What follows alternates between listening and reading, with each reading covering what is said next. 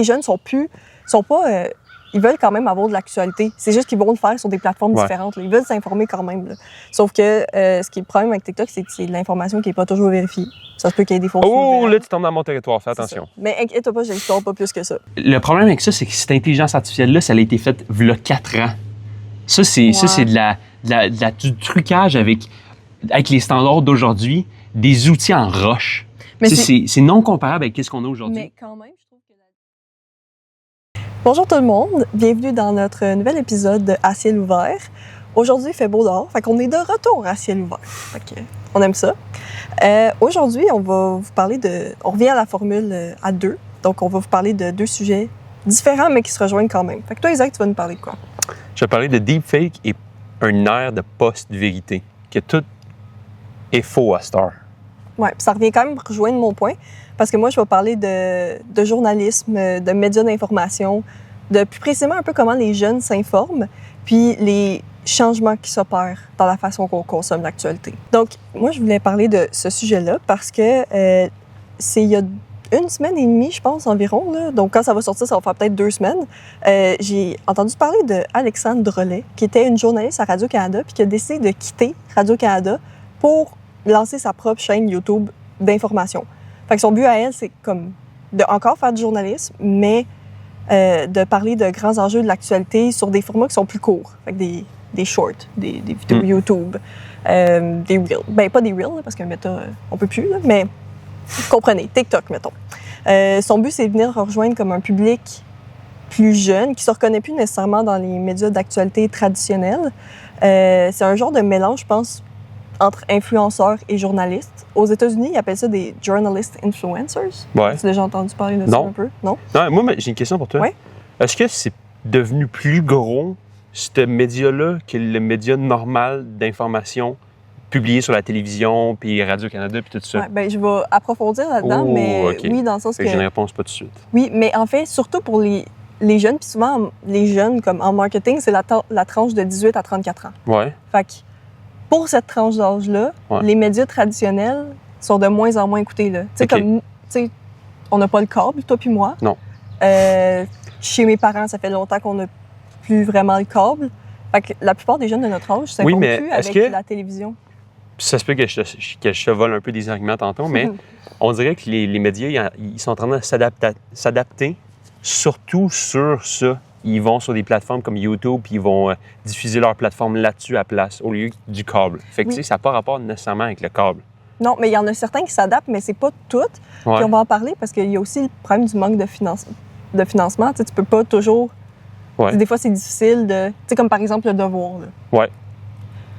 T'as jamais vu de... Non. C'est ça, tu comprends? Je pense qu'une fois ou deux, mais tu sais, ils sont pas nécessairement présents. T'sais, ils ont tout le temps 230 viewers. Tu sais, comme par exemple, j'allais en parler plus tard, mais on va en parler tout de suite, là. Radio-Canada, RAD, c'est leur laboratoire de journalisme. Puis ça, je le vois de plus en plus sur TikTok, puis je dois pas être la seule. Puis ça, c'est vraiment pertinent. Oui. C'est ça, c'est vraiment de l'information qui vient plus rejoindre les jeunes. C'est comme des capsules plus courtes. Je pense qu'il y a aussi un genre de podcast. Fait que ça... Oui, bien, en tout cas, c'est notre compétition. Oui, c'est notre compétition. Mais en même temps, c'est Radio-Canada, là. On est comme ça comparé à Radio-Canada. Ouais? Non. Fait que ça s'en vient. Okay. Mais oui, je suis d'accord avec ton point. Tu peux continuer. Puis je voulais savoir, là, tu sais, je parlais un petit peu des genres d'influenceurs journalistes, là. Ouais. Ils font une partie journalisme, une partie partage de vie privée. Ouais. Puis toi, t'en connais-tu des personnes comme ça? Pas des, tu sais, dans ton entourage, mais des YouTubers qui sont comme ça, des... Oui. Tu vois, Québécois à l'international. Québécois? Non. Parce que je trouve que les nouvelles québécoises sont plates. Non, mais pas qui parlent nécessairement des nouvelles québécoises, mais qui parlent, tu sais, comme mettons, Alexandre, elle, c'est aussi, son but, c'est de couvrir à l'international. Fait que, tu sais, c'est de parler de nouvelles. Oui. Ben, tu sais, la fille de Radio-Canada, moi et Laurence, on a vu un oui, mais Reels elle, c'est Radio-Canada. Je sais, mais j'ai pas vu autre que ça au Québec. Aux États-Unis, puis tout ce qui est un peu plus mondial, je vois plus des vidéos américaines. Parce que je trouve que les Américains, ce qu'ils ont été bons pour, c'est s'adapter à justement cette forme de médias-là. Moi, lui que je connaissais au Québec, c'est Émile Roy, que je pense que je t'avais déjà parlé. Je connais pas. Lui, en tout cas, moi, j'écoute son contenu depuis comme 5-6 ans, puis c'est très intéressant. Là. Il fait pas nécessairement des petites capsules journalistiques, mais il va parler d'environnement, je pense qu'il a fait par rapport à l'anxiété. Fait que, soit des documentaires, des formats plus courts, etc. Il y en a d'autres que je connais pas. Il y avait Farnell Morissette, au Québec aussi. Puis Parce que là, Gaspard tu G. nommes des exemples de personnes qui ont quitté les médias traditionnels. Pas nécessairement qui ont quitté, mais qui font une autre forme de journalisme. OK. Puis souvent, ce qui ressort des jeunes, puis pourquoi les jeunes se sont peut-être plus tournés vers des plateformes numériques, c'est aussi que je pense qu'on est moins, nous autres, on aime moins le format qui est traditionnel. Tu sais, je sais pas toi ce que t'en penses, mais tu sais, de regarder, mettons, la télévision, un bulletin de nouvelles, là, personnellement, je trouve ça un peu déprimant. C'est souvent des nouvelles négatives. C'est très neutre. Un espèce de commentaire que je veux rajouter, c'est aussi que les médias traditionnels, la seule affaire qui vend en ce moment, c'est la peur. Ben c'est ça. Puis il n'y a pas vraiment place à d'autres informations qui sont... Puis tu sais, les chercheurs qui ont là-bas, c'est ça qu'ils cherchent. Si ça fait des années. Puis après le COVID, moi, ça ne me tentait plus pas en tout de regarder les nouvelles parce que ça ne sert plus à rien. J'ai tellement vu de personnes qui sont mortes, j'ai vu des milliers de personnes qui mouraient par jour, puis je m'avais fait dire 24 heures sur 24 parce que chez moi, la télé reste allumée sur ce poste-là. C'est angoissant. C'est exactement ça. Fait que je préfère voir des vidéos de chats qui sont intermélangées avec d'autres vidéos de genre « Ah, t'as-tu vu qu'est-ce qui se passe en Afrique du Sud? Et ils ont trouvé une mine. » Puis tu sais, c'est des affaires un peu plus factuelles qui sont intéressantes. Mais c'est ça. T'amènes bien mon prochain point de comment nous, en tant que jeunes, parce qu'on est dans cette catégorie-là... Inclus-moi pas, moi je suis vieux. Oui, c'est ça, t'es en haut de 44 ans. Petite statistique, après ça on va embarquer dans le tour statistique, mais aux États-Unis, d'après un rapport de Triton Digital, les balados de YouTube sur l'actualité comptent 25 % de téléchargement, ce qui est quand même beaucoup, comparativement, mettons, au True Crime, qui est 19 %, puis à la comédie qui est dans ma tête, les 13%. True Crime, c'était beaucoup plus que ça. Fait qu'il y a, mais ça, c'est aux États-Unis. Fait que c'est comme, on voit quand même qu'il y a un intérêt à s'informer autrement. Puis toi, je voulais savoir, Isaac, là, comment tu t'informes? On en a peut-être parlé un petit peu déjà, tu as donné des... C'était un peu clair ce que tu as dit, mais sur quelle plateforme tu t'informes? Surtout sur YouTube, plus particulièrement. J'écoute aussi le Talking Fish sur Instagram qui dit « Breaking News ». Puis il dit une nouvelle qui est intéressante. Ça, c'est une de mes façons les plus intéressantes de m'instruire sur les nouvelles, etc. Mais pendant un bon bout, j'écoutais The Daily de New York Times. Mais avec le podcast, ça a beaucoup changé. J'écoute beaucoup plus de à cette heure, c'est plus le pivot vers, pas écouter, mais plus lire. Parce que j'ai l'impression que je comprends mieux quand c'est écrit. Ah ouais? Je lis le FT, le Financial Times. OK, fait que t'es quand même... Tu lis encore certains journaux, là. Je suis pas... Ouais, je voulais payer pour un abonnement avec des journaux. Oui, c'est vrai. C'est ça. Fait que t'as quand même... Quand on va au Louis pour se prendre des guédilles, là, pour se prendre des hot dogs, je lis tout le temps le journal. Parce que je trouve ça, je trouve ça plus intéressant qu'à la télévision. Oui. Mais ça reste que un média, quand même, qu'on s'informe beaucoup, c'est par les réseaux sociaux aussi. Oui, beaucoup. Majoritairement, c'est plus ça. Ouais. Une fois de temps en temps, tu vas lire le journal, mais majoritairement. Puis, partie statistique. Avant l'abolition de l'actualité sur les plateformes de Meta, on va revenir aussi un petit peu là-dessus tantôt, le Centre des médias de l'Université Laval avait fait une recherche, puis c'est venu avec des résultats comme quoi 7 jeunes sur 10 utilisaient Facebook puis Instagram pour s'informer. Ouais. Toi, est-ce que tu l'utilisais beaucoup avant? Oui, mais moins Facebook. Facebook, c'est pas nécessairement mon outil préféré pour cette affaire-là, mais plus Instagram, Je trouve que les personnes, tu sais, je pense que je n'ai déjà parlé avant, puis je trouve que beaucoup de personnes font un meilleur filet pour attraper l'information, en vrai, parce que, tu sais, aucune plateforme de journal va vraiment être capable de capter 100% des nouvelles qui se passent dans le monde. Puis je trouve que c'est bien substitué avec des individus comme moi puis toi. Moi, je vais voir des nouvelles que toi, tu n'as pas lues. Puis je pense que toi, tu vas voir des nouvelles que moi, j'ai pas lues. Puis on supplémente bien, puis on le poste. Puis je pense que c'est une meilleure façon de faire que juste un agrégat de personnes qui font des recherches puis qui sort un bulletin de nouvelles par soir, comme tu as dit tantôt. Oui, mais tu sais, mettons, moi, je me souviens, dans le temps, quand j'allais sur Facebook, ça m'arrivait, je voyais beaucoup de nouvelles. Puis tu sais, ça me permettait, surtout pendant le COVID, là, je m'en souviens, ça me permettait quand même de rester à jour. Puis maintenant, j'avoue que je vois moins de nouvelles, je suis moins au courant de ce qui se passe, à part depuis le podcast, parce que tu sais, je m'informe plus, je vais dans des journaux peut-être un peu plus traditionnels, mais ça me permettait quand même de rester informée. Mais maintenant, il y a comme une transition étant donné, en tout cas, c'est pour le Canada là, qu'on a plus accès à ces médias-là, mais quand même, partout dans le monde, il y a une transformation avec TikTok. Genre dans le sens que les gens s'informent beaucoup plus sur TikTok. Puis selon une étude de Digital News Report qui a été faite en 2023 et qui est faite à l'échelle mondiale. Fait que je pense que c'est dans comme une quarantaine de pays, 90 000 personnes, c'est quand même pas mal. La plateforme numérique la plus utilisée pour les jeunes, pour l'actualité, c'est TikTok. Ouais. Et c'est 1 jeune sur 5. Ouais. C'est quand même 20 Ça fait du sens. Honnêtement, ça fait du sens. Ça fait du sens. Fait que c'est pour montrer quand même qu'il y a une transition entre peut-être les plateformes traditionnelles. Avoir les chiffres, c'est plus intéressant, je trouve. Parce que c'est quelque chose que pas mal de personnes se disent « Ah, tu sais, ça fait du sens là, que les personnes voient. » C'est parce qu'on passe beaucoup de temps sur les réseaux puis en train de scroller. Puis je pense que c'est comme un biproduit qui vient de ça. Oui. Puis même, moi, je pense que ça a comme des avantages parce que ça permet... Tu sais, les jeunes sont pas... ils veulent quand même avoir de l'actualité. C'est juste qu'ils vont le faire sur des plateformes différentes. Là. Ils veulent s'informer quand même. Là. Sauf que ce qui est le problème avec TikTok, c'est que c'est de l'information qui n'est pas toujours vérifiée. Ça se peut qu'il y ait des fausses nouvelles. Là, tu tombes dans mon territoire. Fais attention. Ça. Mais inquiète-toi pas, je n'explore pas plus que ça. Fait que c'était la petite parenthèse TikTok. Puis, mettons, toi, tu t'informes dans une semaine. Là. Oui. Tu dirais, est-ce que c'est quotidiennement, chaque jour, plus 2-3 fois par semaine? La fréquence. Oui, la fréquence. Ça dépend beaucoup. C'est très sporadique dans le sens que dans une journée, je peux consommer beaucoup plus de nouvelles. Puis dans l'autre journée, je vais juste pas en consommer. Ça dépend aussi beaucoup de mon utilisation de téléphone dans une journée. Okay. Fait que moi, je voulais faire la comparaison avec un autre sondage qui avait été fait par la firme Léger, donc ça, c'est au Québec. La comparaison entre les tranches d'âge de comment on s'informe. Okay? Les jeunes de 18 à 34 ans, eux, ils s'informent de manière quotidienne. C'est 37 % des jeunes qui s'informent de manière quotidienne. Et tu penses que les 55 ans et plus, c'est quoi la proportion? Je pense que c'est en calice des nouvelles. Hein? Non? Non, vraiment pas. Dans ma tête? Les gens de ces âges-là, tu sais, par exemple, je pense à mes grands-parents, eux, ils vont consommer quand même les nouvelles. Ouais. Mais en même temps, quand t'es vieux, il n'y a plus vraiment rien à la télévision qui t'intéresse. Pourtant, c'est eux qui ont été adaptés, je pense, le plus à des bulletins de nouvelles sur les formats télévisuels. Ben oui. Fait que, dis-toi que c'est comme un pourcentage élevé. C'est combien? T'avais dit combien de pourcentage? Ben, je te l'ai pas dit, c'est ça. 56. C'est 84. 80!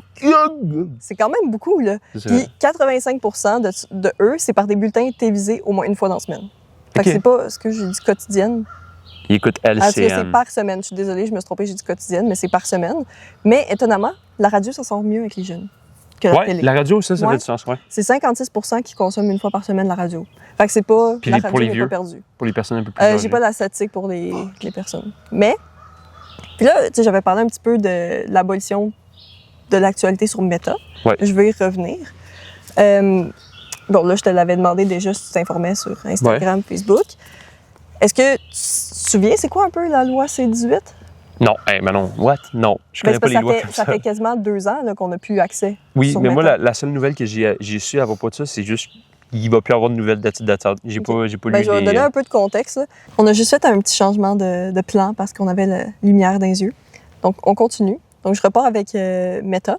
Donc, la loi C-18, qui est en vigueur depuis 2023, ça fait à peu près 2 ans, c'est une loi qui oblige les géants du web, Meta, Instagram, Facebook, à donner de l'argent aux médias d'actualité pour le contenu qu'ils publient sur les plateformes. Fait que, par exemple, la presse, quand elle publiait un article sur Facebook, c'est comme l'article, comme Isaac Moss en parlait, tu as le lien de l'article, la petite description, ou ça peut être aussi des extraits. T'sais, des fois, il y en a qui mettaient des bouts de reportage. Mais ça, les médias d'actualité sur les plateformes, ils ne faisaient pas d'argent avec ça. C'est tout Google. Il y a des publicités sur Google, puis c'est tout... Ou Facebook. Oui, excuse-moi, sur Facebook. Puis c'est tout Facebook qui prenait cet argent-là avec les publicités, puis Facebook repartageait ce contenu-là. Et les médias d'actualité faisaient vraiment pas d'argent avec ça. Puis, en tout cas, le financement des médias d'actualité est un peu plus difficile d'avoir de l'argent. Surtout pour TVA, j'ai l'impression. Là, je pense que cette loi-là, elle a aussi été poussée beaucoup par TVA, parce que TVA, ils n'ont pas un financement garanti par le gouvernement. Bien, c'est ça. On peut parler un peu des financements, justement. Là. Comparativement à Radio... Par exemple, Radio-Canada, eux, c'est un média qui est public. Fait que c'est gouvernemental. Eux, ils reçoivent des subventions gouvernementales, qui est un peu de l'argent des contribuables, finalement. Oui. Parce que c'est un diffuseur public, puis que leur mandat, c'est d'informer, de divertir partout au Canada. Fait que toutes les régions plus locales. Donc, eux, ils se font financer par le gouvernement pour ça, majoritairement. Ils ont aussi une petite partie de revenus publicitaires, mais c'est principalement gouvernemental.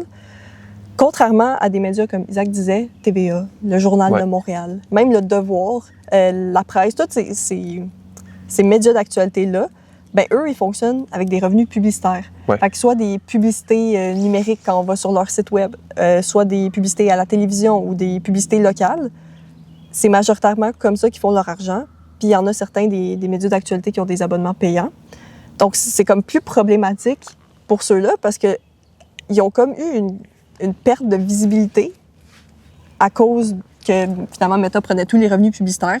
Donc, la loi C-18, ça visait à ce qu'eux aussi puissent avoir de l'argent pour le contenu qu'ils publient sur les médias sociaux. Mais là, en réponse, Meta, qu'est-ce qu'ils ont fait? Ils l'ont banni. Ils ont bloqué l'accès à l'information. Ouais. Donc là, quand on va sur, par exemple, le Facebook de la presse, il n'y a plus rien. Donc, ben, dans le contexte, les conséquences, ben, c'est encore une plus grosse perte de visibilité pour les médias. Puis, en plus de ça, avec les statistiques que je vous ai données, on a compris que les jeunes s'informent de plus en plus sur les réseaux sociaux. Ouais, mais tu sais, les réseaux sociaux, tu sais, Meta, c'est les plus gros médias, right? C'était quand même 7 jeunes sur 10 avant que ça soit aboli au Québec. Fait que c'est quand même... C'était quand même considérable. Pas rien. C'est ça. Fait que ça perd un public. Puis moi, c'était mon exemple personnel, là, que j'avais quand même beaucoup... Je m'informais plus avec Facebook puis Instagram. Puis là, maintenant, j'ai perdu comme cette petite partie-là pour le Québec parce qu'il y a des médias comme Breaking News. Le Talking Fish. Le Talking Fish. Mais tu sais, ça, c'est des nouvelles qui sont plus américaines. Oui, c'est ça, international. Aux États-Unis, ils n'ont pas de financement public pour des médias. Donc, c'est ça. Fait qu'eux aussi, ils ont un peu le même problème, j'imagine. Ils n'en ont pas. Ils n'ont pas de financement pour des... Ben c'est ça. Ben, dans le sens qu'ils doivent tout le temps se financer avec des publicités. Ouais. C'est ça, ouais. Mais eux, méthode n'est... Mais tu sais, parce qu'ils posent pas juste la photo, ils posent pas juste la... Juste une parenthèse, ça va pas être inclus. C'est aussi parce qu'ils posent pas juste l'espèce de photo avec le titre dans l'affaire. Ouais, c'est ça. C'est pas ça. Mais c'est comme... Mais c'est un lien. Tu m'étonnes parce que la loi aussi, je pense qu'elle incluait que ce que ça poussait à faire, c'est des titres qui sont trop accrocheurs. C'est ça. Mais je m'en viens... Ben, je sais pas si c'est ça exactement que tu veux dire. Qui sont genre... Donald Trump said what? Mais pas ça, mais un peu plus. Mais je comprends. Ouais. Mais Emmanuel Macron se fait littéralement tuer par sa femme. Oui. Mais justement, j'allais en parler. OK. Ça s'en vient. Donc là, bref, conclusion pour l'abolition de Meta, le manque de financement plus la loi C-18, ça rentre quand même dedans. Oui, ben oui. C'est difficile pour eux. Puis, dans les dernières années, ça a aussi apporté les médias à trouver des méthodes pour avoir des clics. Fait que là, dans les dernières années, au Québec, il y a certains journaux qui ont donné des titres trompeurs dans les médias, ben, pour des articles. Des articles qui vont plus tourner les coins ronds, qui vont être moins précis. Des titres à clic. Fait que, tu sais, comme par exemple, justement, Macron... clickbait. Oui, du clickbait, là, tu sais, comme Macron... qui est très accrocheur. Agressé par sa femme, tu sais, de quoi de même. Qui apporte quasiment des fausses informations. C'est ça. Ou, tu sais, vraiment, pour avoir des clics, puis après ça, l'article, soit c'est un peu de la fausse information, ou c'est pas... Ça n'avait pas vraiment rapport. Ouais, c'est plus ça. C'était plus pour que tu cliques sur l'article. Puis même aussi, moins de diversité dans les nouvelles, parce qu'on va couvrir ce qui est accrocheur. Intense, ce qui est accrocheur, ce qui va faire des clics, justement. Ce qui fait des impressions. Exactement. Fait que là, ça vient quand même à ce que une baisse de confiance envers les médias avec ces années-là. Mettons, pour Statistique Canada, en novembre 2023, ils ont trouvé que 53% de ceux qui ont interrogé avaient un faible niveau de confiance envers les médias. C'est quand même beaucoup, là. C'est quand même la moitié. Puis, d'après les jeunes, les médias ont une opinion préétablie. Donc là, on perd encore une fois les jeunes avec des médias qui sont plus traditionnels. Mm-hmm. Puis moi, je vois ça un peu comme un cercle vicieux. C'est comme il y a un manque de financement dans les médias. Après ça, les médias, ils doivent se revirer de bord. Ils vont faire des titres qui sont peut-être plus à clic, tourner les coins ronds. Donc ça vient créer moins de confiance envers les médias. Après ça, c'est difficile de rejoindre les jeunes parce qu'il y a moins de confiance. Puis après ça, les jeunes trouvent d'autres moyens de s'informer. Fait que c'est comme bizarrement, on dirait que les vieux font encore confiance parce qu'ils ont passé leur vie à pouvoir faire confiance. C'est ça. Fait que c'est un peu la raison pourquoi vos grands-parents sont rendus radicaux. Oui, c'est ça. Parce qu'en même temps, en tout cas, moi, personnellement, je connais des gens qui sont plus âgés puis qui vivent quand même dans la peur aussi à cause des nouvelles. Oui. Parce que c'est très angoissant. Puis on cherche beaucoup... C'est une économie de l'attention aussi. Mm-hmm. Fait que, on cherche à avoir ton clic, à avoir... à montrer des histoires spectaculaires qui vont t'accrocher, puis parce que les jeunes veulent ça, ils veulent être informés avec des vidéos qui vont être comme pas juste telle affaire s'est passée, mais on est rendu habitué, je pense, sur TikTok à voir des choses un peu grandioses. Donc là, on peut se demander ça va être quoi un peu l'avenir du journalisme, des médias d'actualité. Mm-hmm. Je pense que les formats n'auront pas le choix d'évoluer. On en voit déjà justement avec Alexandre Drolet qui, elle, s'est tournée vers des plateformes comme TikTok, Facebook. Je pense que ça va être des formats qui n'auront pas le choix d'accrocher les jeunes, peut-être s'adapter aux consommateurs, mais j'avoue que c'est plus dur sans financement. J'avais parlé de RAD, que eux, je trouve que se sont bien adaptés. Radio-Canada avec leur laboratoire de journalisme, je les adore, allez voir. Puis, c'est ça, je pense qu'ils vont devoir aller à la rencontre des jeunes, trouver des approches différentes. C'est ça. Dans le fond, moi, aujourd'hui, je vais parler des deepfakes et des post-vérités. Puis là, tu vas me demander, c'est quoi un deepfake? Tout le monde sait c'est quoi un deepfake, mais ne comprend pas vraiment c'est quoi un deepfake.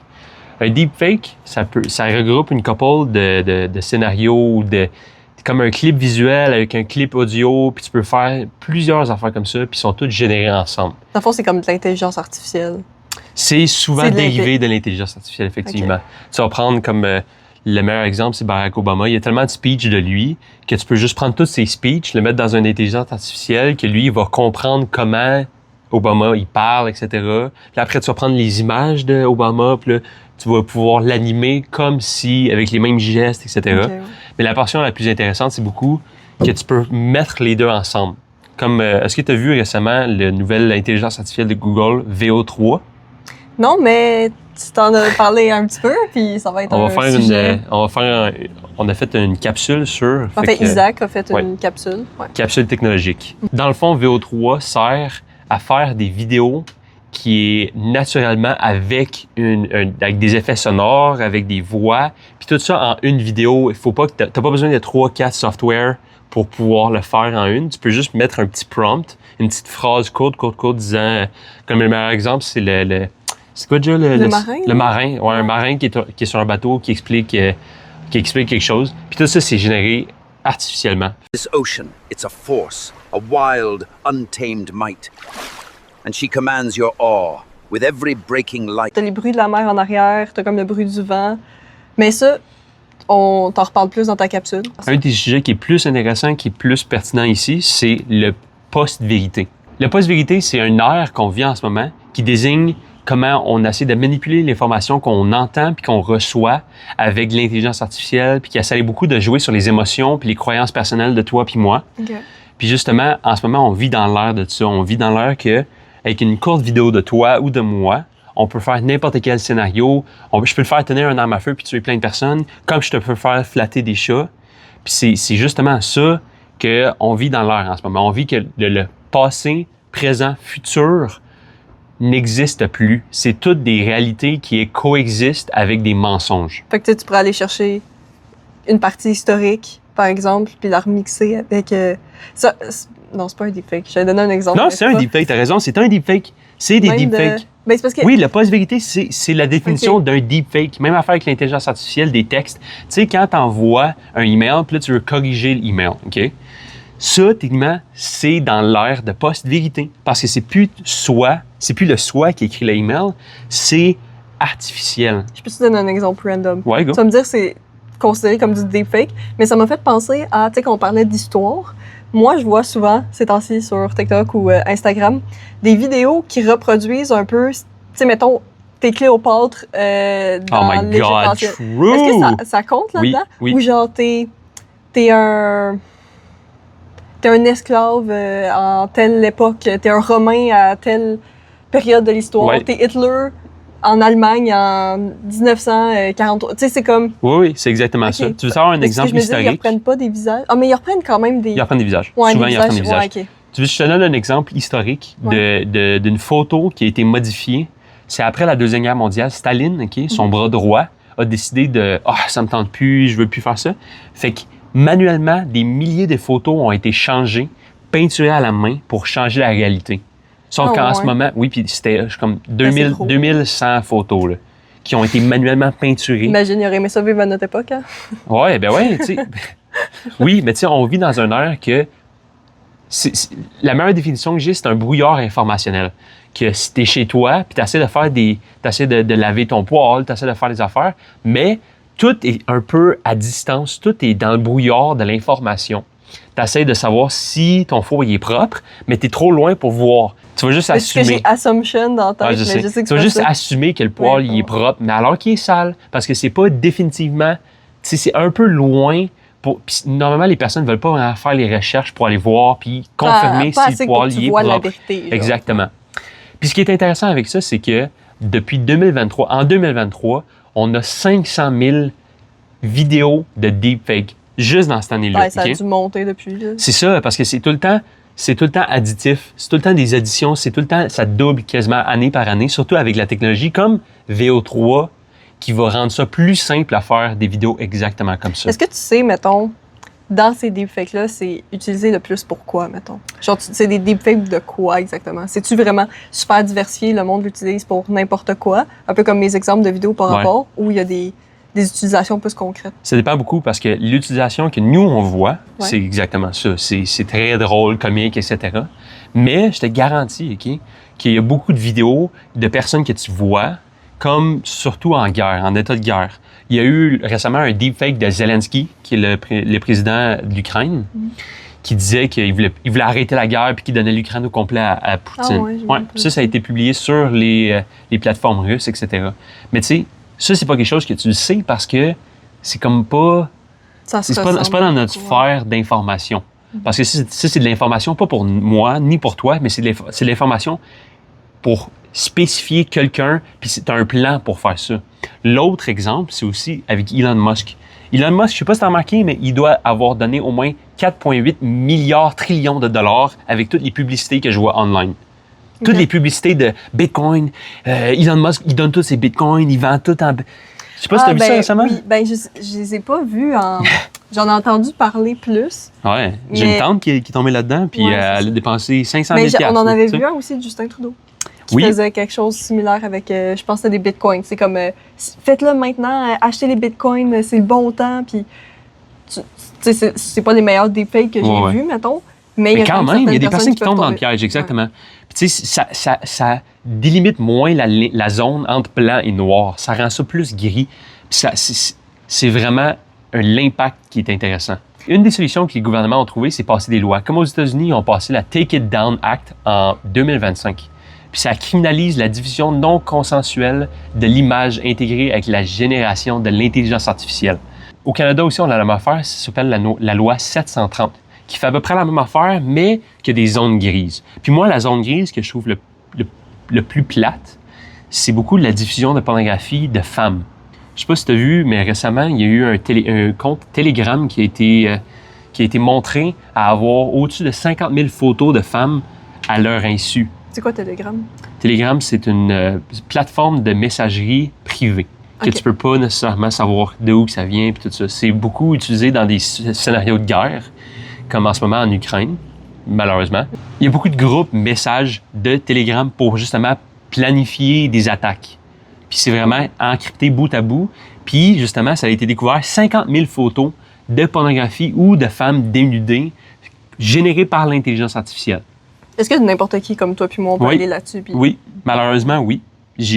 Pendant mes recherches, je suis allé voir, justement. Puis c'est fou comment tu peux juste prendre une photo de... Je pourrais prendre une photo de toi. Puis c'est ça qui me fend le cœur en deux. Je pourrais prendre une photo de toi pour...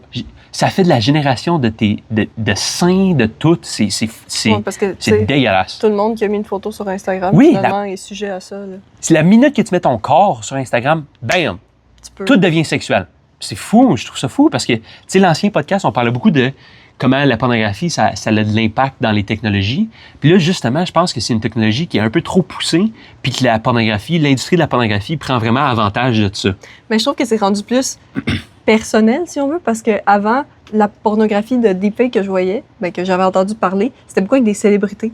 Puis on dirait que maintenant, c'est comme toi puis moi, ça peut nous arriver. Tu sais, c'est sûr qu'on n'est pas les personnes les plus sujets à ce qu'on nous fasse ça, mais on sait jamais, tu sais, ça peut arriver à quelqu'un qu'on connaît. Hey, c'est plus juste des célébrités qui ont des sites de des micro-célébrités québécoises, il y a des photos d'eux. Ah, c'est sûr. C'est fou. Ouais. C'est dépourvu de sens. C'est quelque chose qui... Puis tu sais, en ce moment, on voit aussi une grande croissance de deepfake par pays. Puis là, on va montrer un graphique. Graphique. Le graphique montre l'augmentation en pourcentage puis l'impact que l'intelligence artificielle a sur chaque pays. En ce moment, on voit beaucoup une grosse montée.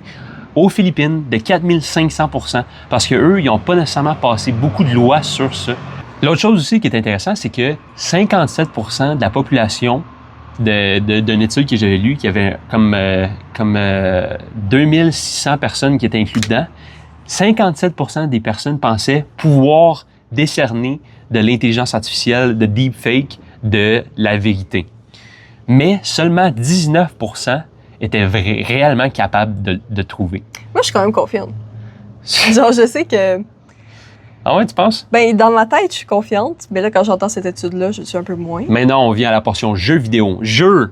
On va jouer des vidéos de deepfake et de réalité. Puis il faut décerner lequel et lequel. Est-ce que tu es prête? Oui, ça me tente. Je vais voir si je suis aussi bonne que je pense.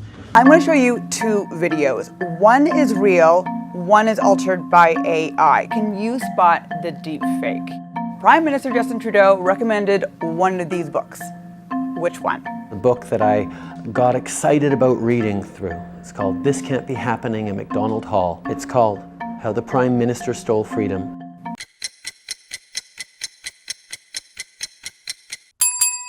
It was the last one. The Prime Minister never said that. Clairement celle de droite, je trouve. Oui, là. mais tu sais, le problème avec ça, c'est que cette intelligence artificielle-là, ça a été fait v'là 4 ans. Ça, c'est du trucage avec les standards d'aujourd'hui, des outils en roche. Mais c'est non comparable avec ce qu'on a aujourd'hui. Mais quand même, je trouve que la ressemblance de face, c'est quand même Oui. Mais c'est Puis, plus à cause du titre. non seulement ça, mais c'est aussi les lèvres. Il faut regarder les lèvres parce que les lèvres matchent vraiment ce qu'il dit. Mais tu vois, je trouvais pas ça Cet si exemple-là pire, là. n'est pas le meilleur. OK? Fait qu'on va passer au deuxième exemple. OK. If you can see, I hope to finish this talk show one day.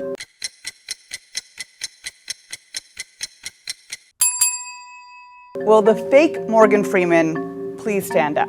I am not Morgan Freeman, and what you see is not real. C'est plus récent? Morgan Freeman. Oui, celle-là, il y a environ 1 an à 2 ans. Mais tu sais, encore une fois, c'est comparable à des outils de fer. Tu sais, en ce moment, on travaille tellement avec la technologie qui bouge vite que demain, on ne sait même pas à quoi ça va ressembler. Ouais. Mais je trouve que, encore une fois, tu sais, quand on regarde ça, c'est Oui. bien fait, mais le background nous aide à trouver, genre. Ça, c'est certain. Tu sais. Mais tu sais, l'exemple 3, je pense qu'il va être un meilleur exemple. How about these videos of Florida Governor Ron DeSantis? Did the presidential hopeful say this I'm the only one that could possibly compete with Donald Trump. or this? I took some very bad advice. I did some very bad things.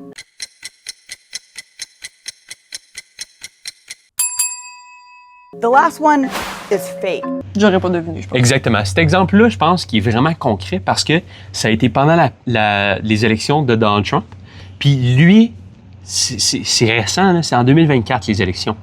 Puis il a fait un speech disant « Ah, je veux plus être dans la course pour être président. » Puis c'est une couple de phrases qui sont enlevées, changées, truquées, puis après remis avec les lèvres qui toutes bougent bien. Ben, moi, je Très regardais les fluide. lèvres, j'ai pensé, je me suis dit, je vais checker, Très voir. fluide.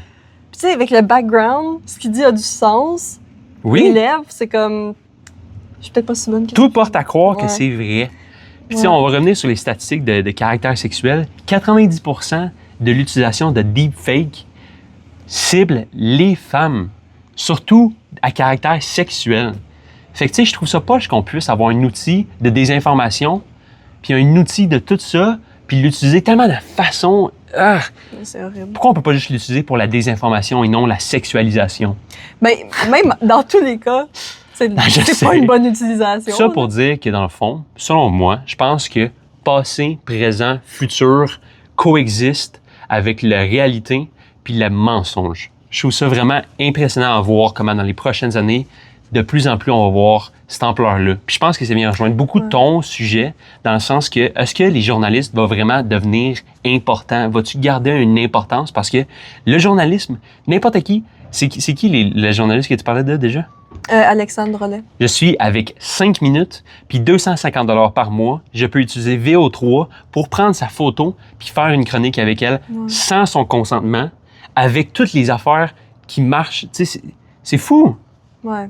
Puis c'est ça qui me fait capoter aussi, c'est qu'on est dans une économie de l'attention. Oui. Puis souvent, les choses que les deepfakes vont dire, c'est quelque chose de grandiose. Tu sais, c'est quelque chose qui va capter ton attention. Mais pour revenir sur ton point qu'en ce moment, on vit dans une économie d'attention, OK? Une des meilleures phrases que j'ai entendues il y a un bon bout, c'est en tant qu'Européens, on a conquis tout ce qu'il y avait à conquérir. On a conquis la terre, on a conquis l'eau, on a conquis les richesses. Puis en ce moment, on est des conquérants, on veut continuer à conquérir. Puis la seule affaire qui nous reste, c'est conquérir votre attention. Oui. Puis ça vaut cher, notre attention, maintenant. Oui, hein? à cette heure, c'est la publicités, façon là, de... Ouais. C'est la chose. Puis même que tu sois... Quand je parlais des journalistes puis des médias d'actualité, c'est même ça pour eux. Parce qu'on est rendu au point que tu veux plus... Il y en a beaucoup qui veulent plus juste s'informer pour s'informer. On doit aller chercher ton attention pour te donner l'information. Fait que c'est un peu... Tout le monde est pris avec ça parce qu'il y a des géants du web qui ont réussi à avoir notre attention. Fait que là, tout le monde est en compétition avec ça. Ouais. Fait que tout ça pour dire que la seule façon de rester informé, c'est d'écouter le podcast à ciel ouvert, de s'abonner, laisser un pouce. T'es bon pour les outros. Tu trouves? Ouais. Fait que merci d'avoir écouté. Puis on se retrouve Au prochain. Bye bye! Goat. C'était bon ça?